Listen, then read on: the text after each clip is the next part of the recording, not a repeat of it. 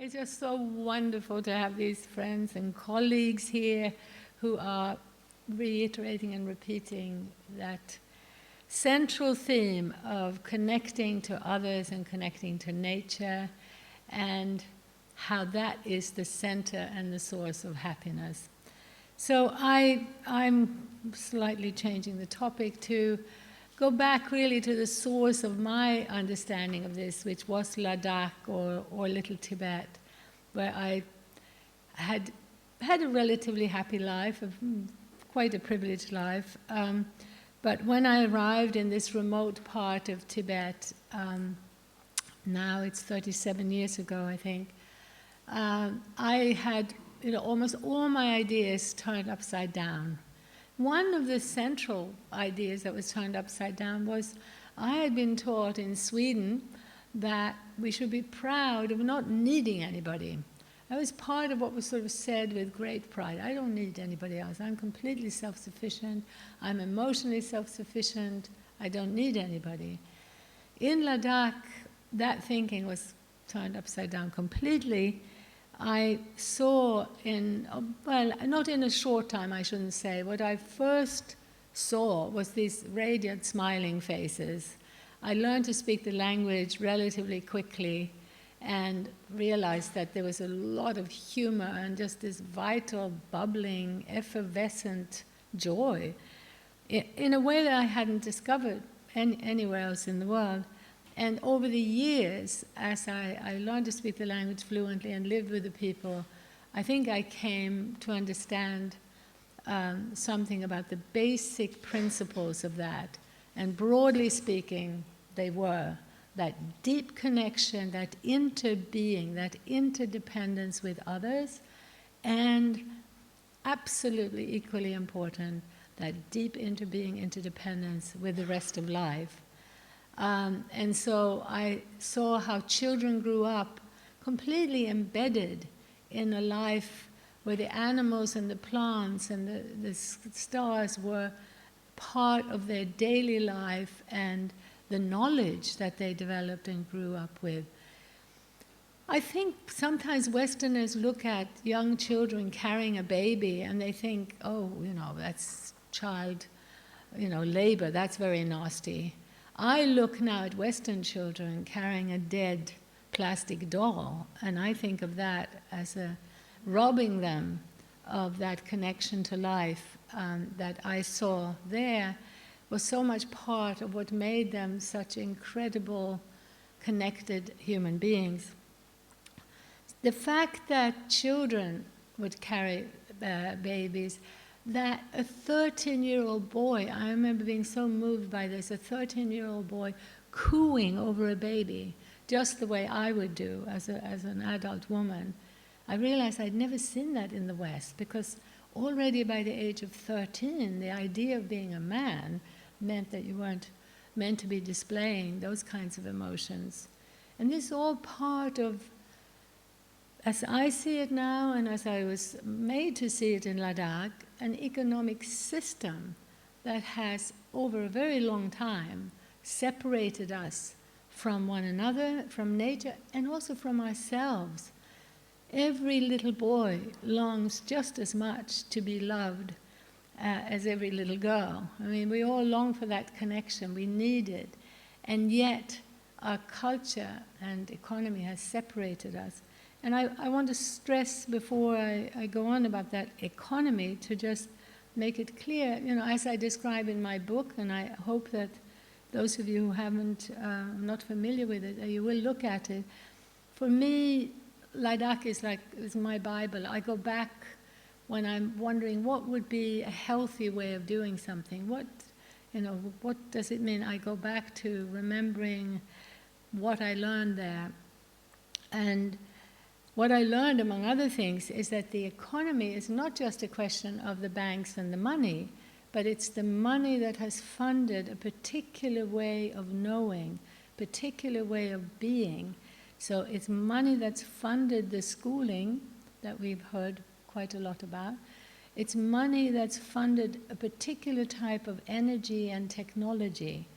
Now that package of money, knowledge, energy and technology. That is the economic system that I hope we will all be interested in understanding better, and understanding that right now, if we see those contours of that system, we can make changes that will fairly rapidly make our lives more joyful and make us feel so much more empowered than we do when we listen to some of the dominant ideas out there. And one of the most prevalent ideas out there is that we, as isolated individuals in our nuclear families, and even more isolated, as isolated individual consumers, we are the ones who are driving this dreadful system. Our greed, our consumption is destroying the planet, is making people poor on the other side of the world. It's all our fault. That is a false analysis. We have played a role in that system, and we should certainly do everything we can to stop doing things that are destroying the planet and creating poverty.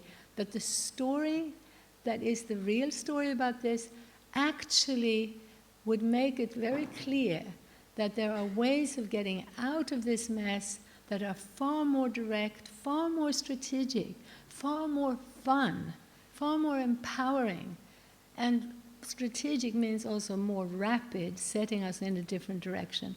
And I hope, that the overall systemic directions we're talking about is the globalizing, speedy system that's taking us further and further apart versus the localizing, which is structurally linked to slow, as Cable was pointing out.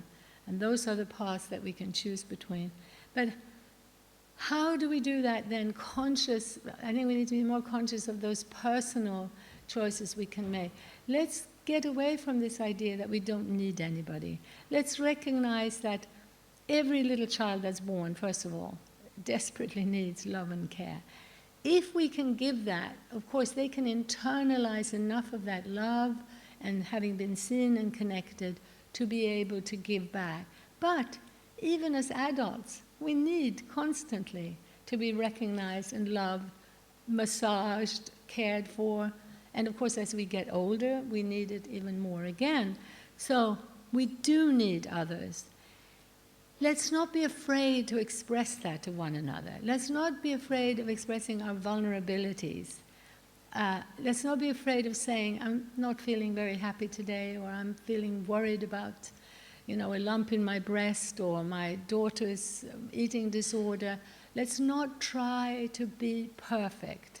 The perfection is part of how the system is imposing these role models that make, particularly again, young children, end up not only losing self-esteem, but actually breeding self-hatred, a self-hatred that then turns into addictions and, of course, serious problems with depression, eating disorders, and so on. So we need to do everything we can to move away from being influenced by those images and by those ideas. What I learned in Ladakh, too, was very personal, because my husband and I would be there for many years, about 6 months of the year. And then, as we went back to Europe, we would find that after 6 months in Ladakh, having had not a single argument, within minutes in New Delhi already, the tensions around us reflected into tensions between us. I mean, what this was an extreme lesson in how we are affected by our culture, by the community and the fabric around us.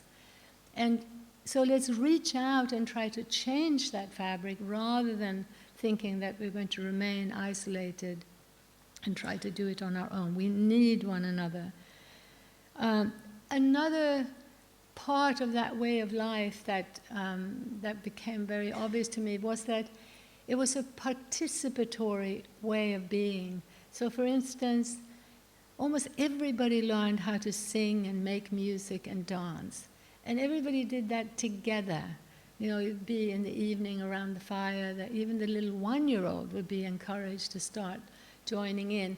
There wasn't any pressure to be perfect, to be the best singer, or to perform.